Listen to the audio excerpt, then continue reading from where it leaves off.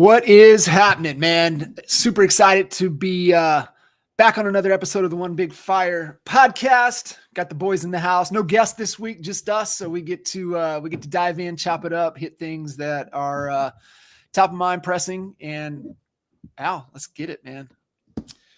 Yeah, I mean, we have a lot to be excited about, and I'm looking over at my hit list over here, and I just smile. I look over at my hit list, and I'm like, "Yep, they're an application. Yep, they're an application. Yep, they're an application." I got some studs in there. I got a couple of new agents. Just placed someone in OKC, nice, with a team leader that I didn't even know who she was, but new agent, and we're using the new co-sponsorship that's hasn't even been announced yet. I know they're not calling it that. They're calling it the FLQA, but man, just the momentum right now. Jay, you just said you brought over a 100 agent team.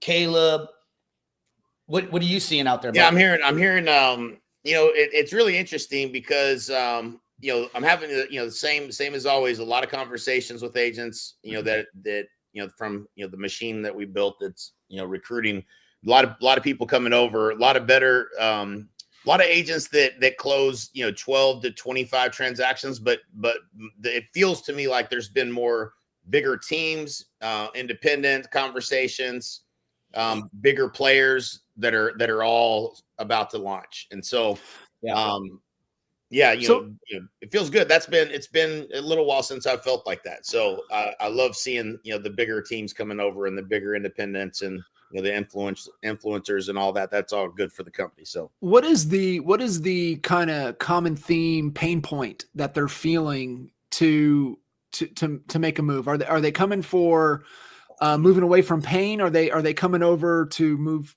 more to opportunity? Yeah. The whole pain pleasure. So yeah, it's great. It's a great question, John. I think, a couple of them have been just timing. They would have came earlier, but they were in a deal or in a contract, some type of contract that they couldn't get out, or it didn't make sense to leave.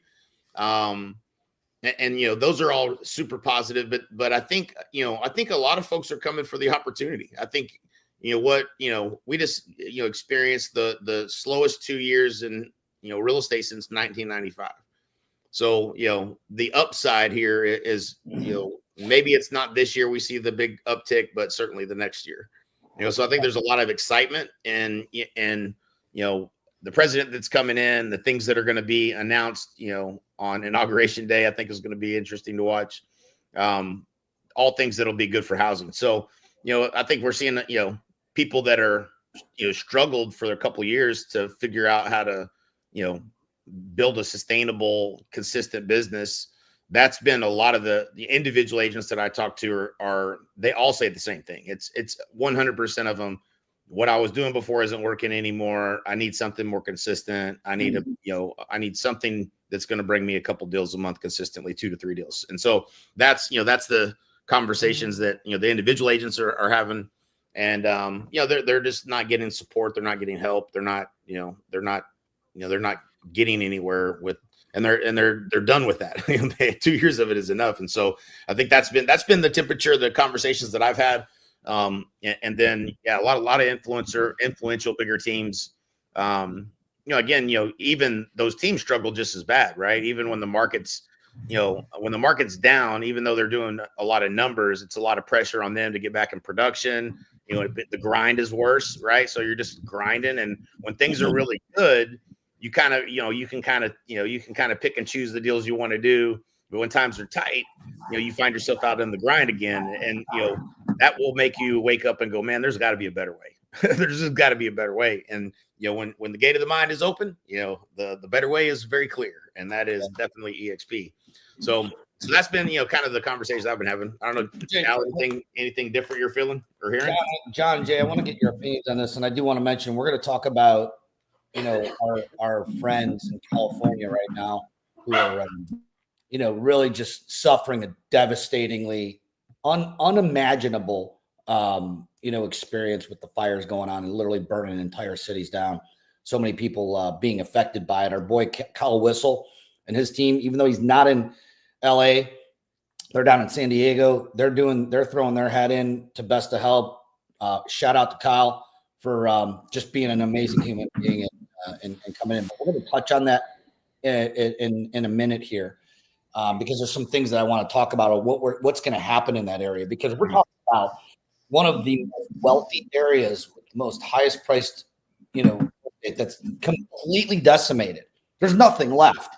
And so they're starting from scratch, and it's going to take a long time to rebuild. But getting back to, the agents right now that we're seeing, the teams that we're seeing, there's a theme that keeps coming up. And I want to know, and Jay, I think it was about a week ago.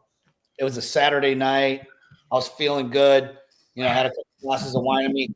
My boss was just going. I had to get them out. And so I talked about this theme that I'm seeing, and I'm wondering if this is going to be the next thing, because I'm seeing teams merging together. I'm seeing, like, when you kind of think about the evolution of the team, and we had that awesome podcast the three of us did on Death of the Real Estate Broker, Death of the Real Estate Team. What does that actually mean? What we've seen over the last 7 years is we've seen the team entity change and actually start gobbling up brokerages. What I mean by that is my brokerage, my little brokerage, became a team. Big, I don't know if necessarily Chuck Fozzie and them did it with Revelation, but we see a lot of these brokerages that come in and they merge over here to EXP and they become a team. So the team is gobbling up the brokerage model, which I think is fascinating. But have you guys seen or heard of teams combining forces? I know we tried to do it a couple years into this, Jay, with our boy Matt Chase and the Chase brothers. That was a fun roller coaster ride. Right. And it didn't work out for certain reasons, but there were things that actually were beneficial to both of our teams. We just couldn't make the culture thing work. But I really think that's what we're going to see, a lot more of consolidation. We're seeing teams combine. Are you guys seeing that? And what are your thoughts on the idea of, like, teams combining into a mega team type of situation? Yeah, I've been hearing bigger teams gobbling up smaller teams.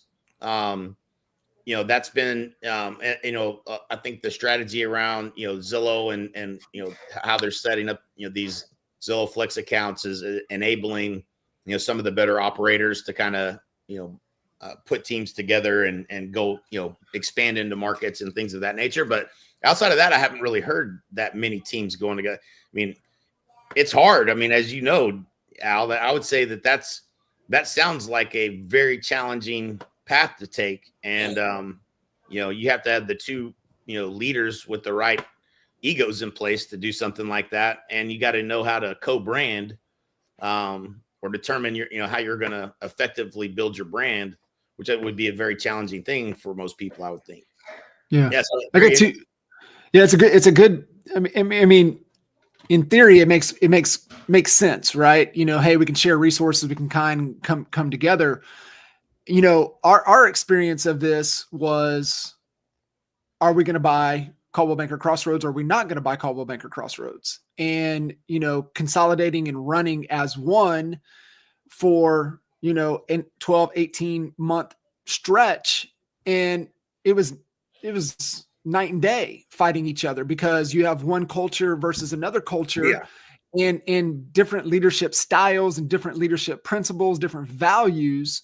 So it made it really, really challenging, really, really hard to make that come together, to make it work, to make it make sense. Where I think you could is kind of a bleed out. If you're kind of the ink blot, theory, if you're kind of expanding, like what we were able to do, just in a simple example, bleeding marketing over into Duncan, Oklahoma, finding a true rock star. She's still there to this day, which, like, God bless her, but just bleeding out, it makes sense. I think, the one thing that we found, and this kind of goes back to my second point, Patrick Lencioni wrote a great book called The Motive, and it was one of the books that he released later on. I think he threw it out there in 20, and we know how, instrumental the advantage was for us in our career and our thinking as business owners and moving into the future. The Motive should have came out even before the advantage. And the fable inside of The Motive is two companies coming together. two CEOs coming together, and one had to let go of the ego. And that's the whole outcome over ego concept. Get what is right. Let's get to right. And let me get where my heart is. Only one can be CEO, right? There's only one name in the box. You can't have two head of company. So one, when you do bring that merger together, somebody's got to relinquish, I'm not head of company. And it's for anybody that's coming together with it, I don't do it unless you read the motive, because what it talks about is one of them ends up taking head of marketing and one of them takes head of company, and they came together. So I think it's just understanding that. In theory, it makes sense, but it takes great leaders and let me step aside, not let my ego get in the way. What is the goal? What are we trying to accomplish? Outcome over ego. And let me get in my lane and you get in your lane, and then let's go. And you look at why, statistically, that's probably the best move to do, because what's the probability of you going into a new market and starting from scratch that you're going to succeed? What is this failure success rate of new entities, new companies? That's why, the whole mergers and acquisitions, why just go gobble them up, go buy them instead of trying to start it from scratch, is just a higher probability of success. Yeah, that makes sense. So essentially, John and Al, you guys think that this is more of a new version of expansion into new marketplaces? That would make sense to me, because like everything about this sounds like, that's gonna be go over like a turd in a punch bowl. Like, well, you'd mentioned Zillow, and I don't want to make the conversation solely about Zillow, but I think that certain people, and I'll name the first one that comes to mind is Kyle Whissel, because we had an extensive conversation about what he's done in San Diego with his Zillow Flex account. You can't get Zillow Flex unless you're on Kyle's team. He literally owns the whole county. Like, you can't buy a zip. It's all his. He's monopolized it. And from a strategic standpoint, I mean, that's huge. Like that, and do you have to play the game? Yes. It's the same thing. I started, the correlation that I started making with Kyle's situation, it reminded me kind of an REO. How some people went REO when REO started getting popular, and you saw the REO guys went from driving, a little Ford Focus to a Mercedes. And of course, then that went away. But you guys remember that back in 07, 08, 09, 2000. By 2010, those REO guys were driving really nice cars. But it was a system. They were playing a different game. They had very, very little upside. Like, their revenue per deal was very low, but it's a volume play. You have to have your systems together. And the same thing with Zillow. Yes, but you can't look at it as that initial transaction. You have to look at it, the lifetime value of that client. Yeah, you might be getting a 35 to 40% commission, or referral fee taken right off the top. Then you split it with the team, and there may not be a whole lot left over at that point, but they're not looking at it that way. They're looking at the long game. But think about all of the clients that are just stacking into their database for the lifetime value of that client. And they're looking at it over the long. They're not going to pay that 40% the second transaction, the third transaction, or any referrals they give. So I like it. What it boils down to in a kind of a caveman thing is, if you had two teams and they were operating, obviously both have a P&L with expenses. One of the goals, I think initially, just the way my brain works, is if you combine those two expenses and you looked at their total amount of expenses, the goal would be to reduce that amount as much as possible through efficiencies. So that would be reason one. Reason two, the big team. Why would the big team want to suck up the small team? For their producing agents. That's it's to reduce expenses and increase their productive agent count so that they can sell more units. Those are the only two reasons I could think of for merging. But there's a lot of these other things that have to be figured out, like culture. Mm-hmm. Mm-hmm. Big time. Yeah. Culture is the big thing, right? And you think about like even as we were kind of talking through this, and my default always comes back down to leadership. And you think like we're starting to see a bunch of people change, a bunch of people leave, and it's a leadership equation, right? They're probably not being led the right way. The leadership is not being provided, and so I mean that they start looking in that direction. Man, I just have seen people leave situations for some of the oddest things. I know. But when you distill it down, what is it? It's they're just not being led or being felt like, they're of value to that organization. And I think it's just a leadership void that you're starting to see, and especially a bunch of these mom and pops and legacy brands that are out there. They just don't have the value and the leadership capabilities to really pour into the people. You're not wrong, John, but the other side of that coin is that as a vast, I would say, majority of real estate agents aren't coachable. I mean, there's a portion that are coachable, but the majority of them aren't.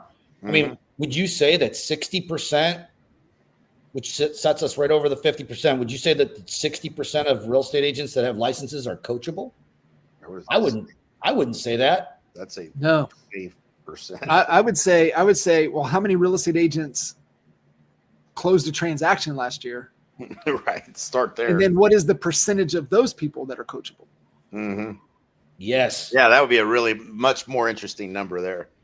Yes. Yeah.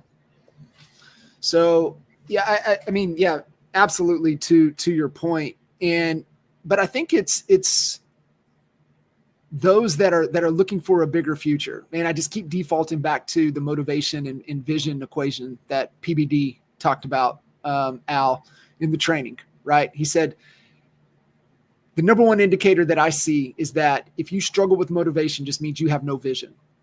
If you have a strong enough vision, you never need to be motivated. It's always there. And for real estate agents listening to this, guys, if you're doing it for the money, once your financial needs are met, foot off gas. I mean, we learned that experience. Like, I remember we were sitting in the house, cuz, in your office in Con Valley, out in the house. Yeah. And we're really trying to dial in this salaried agent model, right? We're getting you out, we're moving Stace in, and we're like, where does compensation need to be? Well, I don't know. Let's look at the last 3 years of what was earned within $2,000 plus or minus. Why is that? Well, let's look at our top agent, plus or minus $2,000 over the last 3 years. Why is that? And you start to look at it and you're like, once financial needs are met, if there's not a big enough purpose, a big enough vision, your foot is off gas. And, can you stoke that fire? That fire has been stoked in those guys, right? Like, you go back and you look at, and you have the conversation with Stace today of who Stace was then. Completely different human being, big purpose, fire lit. Like, he will like get out of his way, right? Because he has a big purpose. He has a big vision. And I think he's proof you can kindle that. I mean, you're talking about the guy that would never put a damn Audible account on his phone to just seeing the change is possible. Yeah. But it has to be that big vision to be able to push through.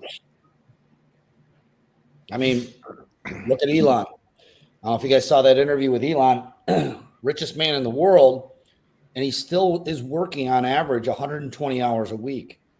Yeah. And that means that there's only about 7 hours a day to sleep and do other things because he's operating all these companies, and he doesn't need to. He doesn't have to do anything. And yet he's still in the pocket in a very obscenely obsessive big way. Like, ridiculous 7 days a week, 120 hours a week, 7 days. I don't think that's healthy. I mean, I don't think it is either, but something ain't firing. I'll bet on that pony for a minute, but I don't know how much gas is in the tank before something implodes. I mean, we're all the biggest Elon fans, so, but he's a human being. He might just be an alien. Well, he might be an alien. What if Elon isn't human and he's a bot? That would make a lot of sense. Because I don't know if you saw Vern's, every year, right? He always, in his newsletter, he always talks about the top five book recommendations going into the new year. Usually recaps what were the top books in 24. So it's kind of what he talks about heading into 25. 3 years in a row, You know what's on that list? There's only one book that he's ever put on multiple lists. He's put it on there 3 times. Elon. It's the autobiography that the one that came out about 3 years ago. Elon. Where the person followed the big one, right? Yeah. And he said, read it again. And he said, read it again and read it again. He said, like, Vern Harnish is like, he goes, he's like through his 4th or 5th time reading it. He goes, I'm still pulling out things. And I think that's like with anything great, right? We talk about this all the time with great books, right? You're going to receive basically where you're at, and you're going to get out of it what you need. And that's why, you know, great reference manuals, great books are always really important to revisit. Well, I mean, it's the pack's going to move at the pace of the leader. And I think that's why we've felt the shot of adrenaline in this company since Leo was named CEO. And can you believe it's coming up on a year? Wow. You know, I think, was it April or May? It'll be a year with this man leading, and dang, I don't know how he does it. I don't know how he fits it all in, and he still is disciplined enough. He has family nights and spends time with his kids, and then he goes skin diving and like spearfishing in Miami, and he still is doing an amazing, remarkable job actually. So, but great chat, guys. Love chopping it up with you guys about this. Let's talk a little bit about our friends in California that are suffering some serious devastation. Their lives are never going to be the same again. And it's not. This fire discriminated against no one. All classes have been affected, and you know, as it relates to our real estate business, California's already had issues with, you know, before any fire would affect a neighborhood or a home, their process to get anything done, from new construction to putting up a fence in the backyard, there is a backlog just to get a building permit. So, and that's just a fact up and down the coast. So, you know, now we have over 9,000 structures completely destroyed, families displaced. They have to live somewhere. So I actually got a message from an EXP agent on the East Coast that her sister lost her home in the Palisades, and they were looking for something to rent. So when you have now all of a sudden all these people they got to live somewhere. Yeah. Some of them are going to maybe move in with mom and dad or their kids or a relative temporarily. It's not a permanent solution. And it's going to take forever to rebuild. Now we have rents are going to start to climb because of it, and it's already obscenely expensive to live over there already. What are y'all's thoughts on where this recovery can go from here? I mean, it looks like hell on earth over there. It's crazy. Yeah, I mean, it's going to take time. I mean, you know, hopefully, you know, they're just not good at change over there. So, you know, unless, you know, the federal government steps in, which Trump probably will, to do something, you know, California just seems like they're just going to continue to mess it up and make it difficult. Yeah. They interviewed Josh Altman, and he said that,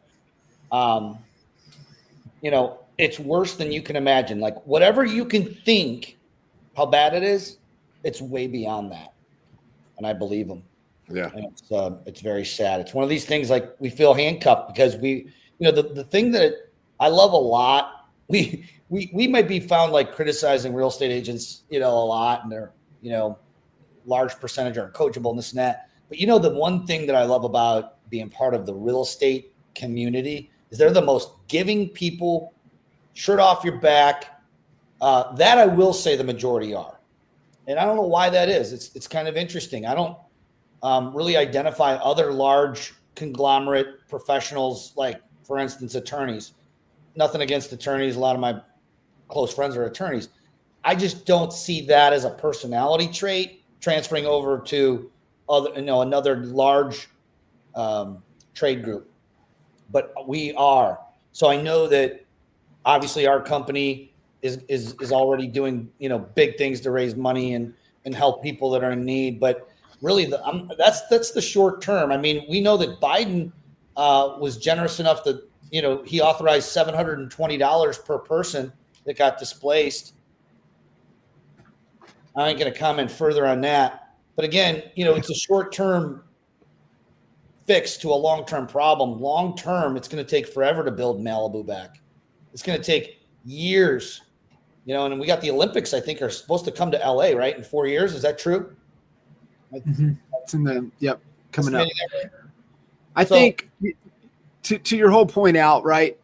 You know, you think about even things over the last, you know, the country over the last 6 months, right? You got the Carolinas, you got Tampa, you got, you know, all the areas that have been hit.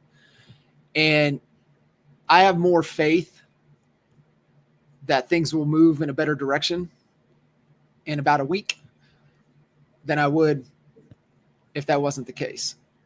And so, yeah, it is. It's just sick to watch it. Yeah. Yeah. A little from this article from Inman. What people are hearing is, okay, the reality is that what's fresh right now is people quite literally figuring out where they're going to live for the next 90 days, let alone the next 12 months, 3 years, 5 years. Their focus is, where am I going to put my family? Mm-hmm. Where are they going to live? How am I going to put a roof over their head? And, you know, what am I then it's long term. And I got, you know, I have to say that there's already this surge of people moving from California to Texas, Florida. I think that this is going to increase it. It's going to increase the surge. People are going to get out of there. Mm-hmm. And the other part of this is that insurance companies have been running from California for the last 12 to 18 months. I mean, they're running from a lot of places, even Florida as well. But they're just not they're not going to be insuring. Like State Farm, I think, pulled over 90,000 policies. They're not renewing them. So these people that have State Farm, which is probably the one most like conservative, you have to have really good credit to get State Farm. You know what I mean? Like, it's not like a Geico or anything like this. Like, they're pulling out. They're like, we're out, guys. We can't do it, because they're trying to subsidize. So you have insurance issues. You know, there was a statistic, and I don't know the exact statistic, but there's a high percentage of deals that fall out at the end, sales, because of insurance, because they can't get the premium to a reasonable amount to where they can even afford the payment on the house. So the deal falls apart because of insurance. This is just going to skyrocket those premiums. This ain't going to send them in the southern direction. They're going north, which is going to force more people out. It's not a good situation. But I think, you know, one solution for some families, maybe not all, hey, come to Texas, come to Florida, Ohio, come to some of these other areas where, you know, there maybe, I don't know. Florida is going to have a housing shortage as well, if not already. I don't know about Texas. You guys, your prices aren't going lowering either. But, Yeah, I talked to Chris Waters earlier this week. He said Austin's inventory is up tremendously. Prices are coming down. It's rough in Austin right now. And Dallas, it's a little bit slower, but we're not seeing the price drops or any of that kind of stuff. So it seems like they just are a one-off situation where they overbuilt for, you know, what jobs and, you know, what there was a ton of people moving there. I know they overbuilt in terms of apartments, but it's really interesting to see that their market is suffering so much and that DFW is not, but yeah, so to be determined. Yeah. I think that is kind of the feedback I've got out of Florida as well. I mean, inventories are creeping up and prices are not backing up a little bit, but they're not jumping. So it'll be interesting to see kind of how things play out over the next 60, 90, 120 days. Awesome, guys. Well, hey, good talks. Our prayers are with the people in California, and obviously we want them to recover as soon as possible, and this all to start on the recovery path, because right now they're still fighting it. They're still losing. losing homes every day. So prayers to California and LA area. That's about it, guys. Other than that, let's keep cranking. The future is looking bright. Yes, sir. And I think just from an EXP standpoint, they're back at NASDAQ next week on the 21st, right after Monday. And Monday's a big day, and also Tuesday's going to be a big day with EXP at NASDAQ. Yep. Tune in. OHIO. Texas. Let's go. All right, guys. Appreciate you. Awesome. Appreciate you guys. See you guys. See ya.